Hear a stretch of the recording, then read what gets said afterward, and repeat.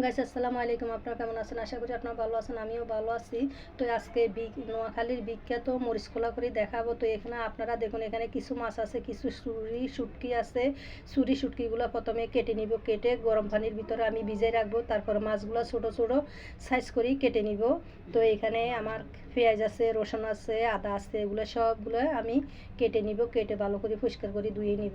তো দেখুন, আমি মাছগুলো একদম ছোট ছোট পিস করে কেটে নিব, মানে এখানে কোনো বড় হবে না, একদম যাতে আপনারা ছোট করে কুটি নিতে পারেন। তো এই মরিচ খোলার জন্য অনেক অনেক ভালো হবে, অনেক মজা হবে। তো আমাদের নোয়াখালীর বিখ্যাত মরিচ খোলা কীভাবে করা, আসলে অনেকজনে অনেক রকমের নোয়াখালীর বিখ্যাত মরিচ খোলা করে আপনাদেরকে দেখায়। তো এখানে আপনার কলা পাতা আছে, কলা পাতায় দিয়ে সুন্দর করে তেল দিয়ে তারপর আপনার খোলার মধ্যে বসায় দেয়। তো এই ফিট ওই জেলে আবার ওই ফিট এরকম করে দেয়, মানে আপনার আগুনের তাপে এই মরিচ খোলাটা তৈরি করে। তো এখানে আমরা তো শহরে থাকি, এখানে কোনো লার্কি চুলা নাই। লার্কি এখানে আমি গ্যাসের মধ্যে তৈরি করি আপনাদেরকে দেখাইতেছি। মরিচ খোলার ভিতরে প্রথমে আপনার পেঁয়াজের, রসুন এগুলা বেশি লাগবে।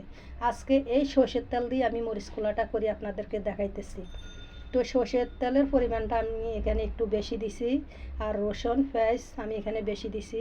তারপরে এখানে 2টা ডিম, দেশি ডিম, এগুলো দেশি মুরগির ডিম, 2টা ডিম ভেঙে দিলাম, দিয়ে একদম ভালো করে এখানে একদম মাখো মাখো মানে শুকাই ফেলবো।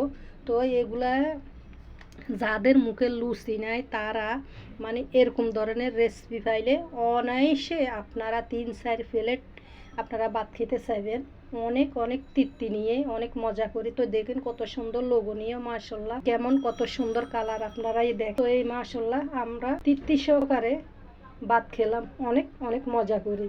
তো আপনাদেরকে আমি দেখাইতেছি, একটু পরিবেশন করি, আপনারাই দেখেন, আপনারাই বলবেন কমেন্ট করি নোয়াখালীর বিখ্যাত মরিচ খোলা আপনাদের থেকে কেমন লাগে। আপনারা কমেন্ট করতে ভুলবেন না, কমেন্ট করে বলবেন নোয়াখালীর বিখ্যাত মরিচ খোলা কেমন লাগলো। তো যারা আমাকে চ্যানেলে সাবস্ক্রাইব করছেন আপনাদেরকে অসংখ্য ধন্যবাদ।